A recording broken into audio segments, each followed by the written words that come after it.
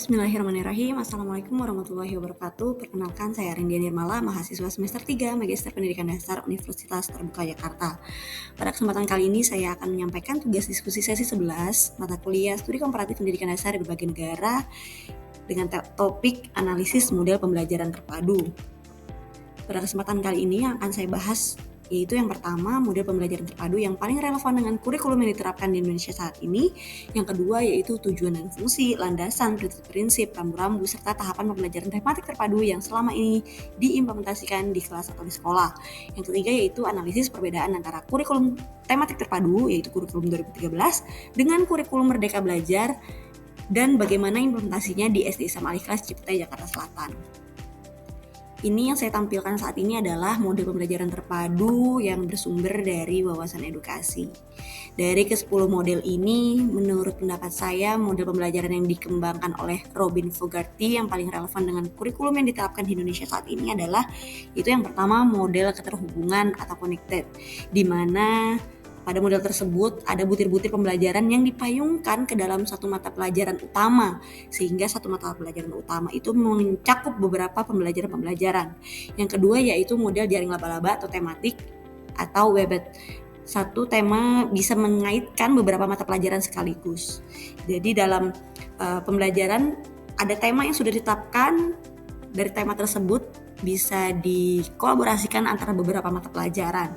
Dan yang ketiga yaitu model keterpaduan atau integrated, di mana model tersebut menggabungkan topik atau materi dari berbagai mata pelajaran ke dalam satu pembelajaran, sehingga pembelajaran tersebut saling terpadu antara satu dengan yang lainnya. Nah, dari ketiga model tersebut, menurut saya sangat sesuai atau sangat relevan dengan kondisi kurikulum di Indonesia saat ini, di mana filosofi kurikulum di Indonesia saat ini yaitu fleksibilitas, keterpaduan, kontekstualisasi, dan pembelajaran bermakna. Nah, adapun tujuan dari pembelajaran tematik terpadu yaitu yang pertama, memudahkan siswa memahami dan mendalami konsep-konsep materi, sehingga dalam pembelajaran tersebut siswa akan mendapatkan pemahaman yang bukan hanya kulitnya saja, tetapi pemahaman yang lebih mendalam. Yang selanjutnya itu tujuannya pembelajaran menjadi kontekstual dan nyata, sehingga pembelajaran dapat diterapkan dalam kehidupan siswa, dalam kehidupan sehari-harinya. Adapun fungsi dari pembelajaran tematik terpadu yaitu yang pertama, meminimalkan fragmentasi pembelajaran, yang kedua, mempelajari kompetensi dari berbagai mata pelajaran dengan tema yang sama, yang ketiga yaitu pemahaman lebih mendalam, yang keempat yaitu terkait dengan pengalaman kehidupan sehari-hari, sehingga pembelajaran tematik terpadu ini dapat menjadi pegangan untuk siswa ketika nanti berada di kehidupan nyatanya. Adapun landasan pembelajaran tematik terpadu yaitu landasan filosofisnya, di mana pendidikan harus menekankan pengalaman nyata, kreativitas, keunikan setiap siswanya, dan interaksi dengan lingkungannya. Adapun landasan psikologisnya yaitu siswa belajar secara holistik, nyata atau konkret sebelum pada pembelajaran yang abstrak, sehingga anak tersebut bisa lebih mudah memahaminya dan memberikan ruang bagi minat serta kebutuhan individu, karena tentunya setiap individu memiliki minat yang berbeda-beda dan kebutuhan yang berbeda-beda. Adapun landasan yuridisnya yaitu mendukung pemberian layanan pendidikan sesuai dengan bakat, minat, dan potensi setiap peserta didik atau setiap siswa. Adapun prinsip yang dijadikan sebagai rambu-rambunya yaitu yang pertama, siswa aktif mencari tahu, bukan pasif, atau siswa hanya menerima informasi dari guru saja, di mana siswa dituntut untuk mencoba mencari tahu informasi-informasi yang bisa menjadi bekal dalam kehidupannya nanti. Yang kedua yaitu tema dirancang dekat dengan kehidupan siswa. Yang ketiga, tema menjadi pemersatu kompetensi dasar dari berbagai mata pelajaran. Yang keempat, siswa dapat bekerja mandiri maupun kelompok, sehingga siswa ketika ditempatkan dalam lingkungan masyarakat tidak canggung lagi, tidak bingung bagaimana harus bersikap, bagaimana harus bekerja. Dan yang kelima yaitu mengakomodasi perbedaan minat, pengalaman, dan kecerdasan pada setiap individu. Yang terakhir yaitu memberikan pengalaman yang langsung, yaitu pengalaman konkret, bukan hanya sekedar abstrak. Karena dengan pengalaman konkret yang didapatkan, maka akan semakin kuat pemahaman dari konsep tersebut. Nah, adapun tahapan-tahapan pelaksanaan pembelajaran tematik terpadu yaitu yang pertama yang menentukan tema besarnya setiap tahun. Yang kedua, menganalisis dokumen-dokumen kurikulum yang diperlukan seperti apa. Yang ketiga, memetakan keterkaitan antara konsep kompetensi dasar dan tema-temanya. Yang keempat itu menyusun silabus tematik.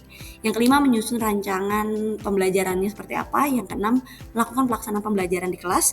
Yang ketujuh, memberikan penilaian dan evaluasi. Dan yang kedelapan, refleksi serta tindak lanjut atau pengayaan.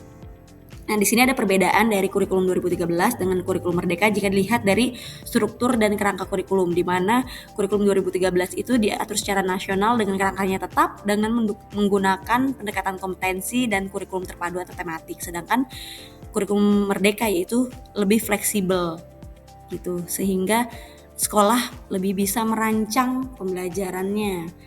Pendekatan pembelajaran di kurikulum 2013 yaitu pendekatan saintifik, yaitu mengamati, bertanya, mengeksplorasi, menalar, mengkomunikasikan.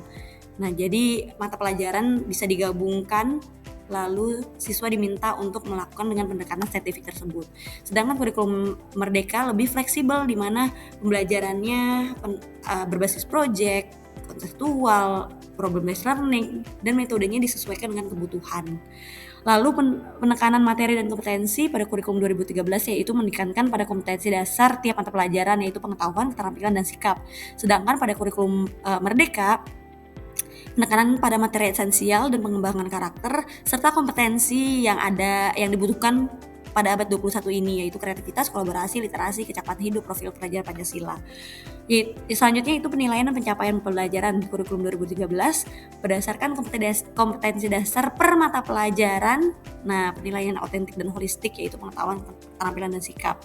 Sedangkan kurikulum Merdeka menggunakan capaian pembelajaran per fase. Nah, sehingga memberikan fleksibilitas dalam kecepatan dan alur belajar siswa, sehingga lebih memungkinkan untuk menyesuaikan ritme pembelajaran di masing-masing sekolah. Selanjutnya yaitu kurikulum 2013 lebih fleksibilitas dan adaptasi terhadap konteks lokalnya seperti apa? Bahwa kurikulum 2013 cenderung lebih baku dan nasional, sehingga adaptasi lokal itu terbatas.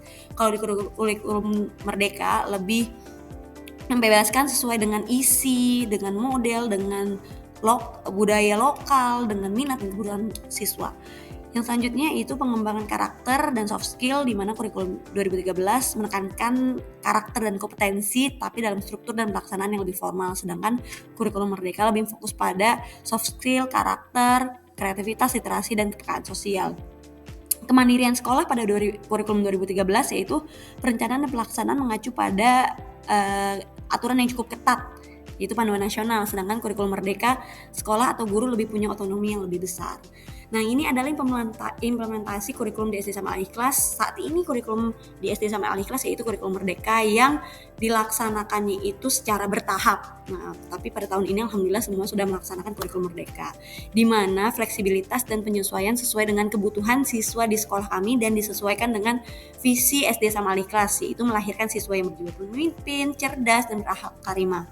Selain itu, pelajaran umum yang kami ajarkan di sekolah, pelajaran tentang akademik, di sekolah kami menekankan aspek keislaman dan karakter, di mana ada program pembiasaan karakter Islami. Dan yang selanjutnya yaitu adanya penekanan pada pendidikan holistik, tidak hanya akademik tapi juga mengembangkan spiritual, karakter, dan potensi yang ada pada diri masing-masing siswa, baik itu jasmani, akal, maupun rohani. Nah, ini adalah beberapa contoh kegiatan kurikulum di SD Islam Al-Ikhlas.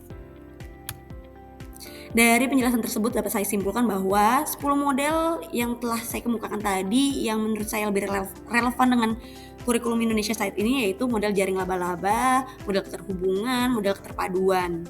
Nah, perbandingan antara kurikulum 2013 dengan kurikulum tematik itu menunjukkan bahwa perbedaan utama bukan sekadar nama, tapi paradigma pendidikan dari model yang cukup baku, kompetensi orientasi, dan nasionalistik itu pada kurikulum 2013 menjadi model yang lebih fleksibel, kontekstual, adaptif, berfokus pada siswa, itu kurikulum Merdeka. Nah, di SD sama Al-Ikhlas mengimplementasikan kurikulum Merdeka ini selain pengetahuan kognitif, maka muatan keislaman dan karakter sesuai dengan visi misi SD sama Al-Ikhlas juga diterapkan. Ini adalah referensi yang saya gunakan. Terima kasih atas perhatiannya. Mohon maaf apabila ada kesalahan dan kurangan. Semoga bermanfaat. Wassalamualaikum warahmatullahi wabarakatuh.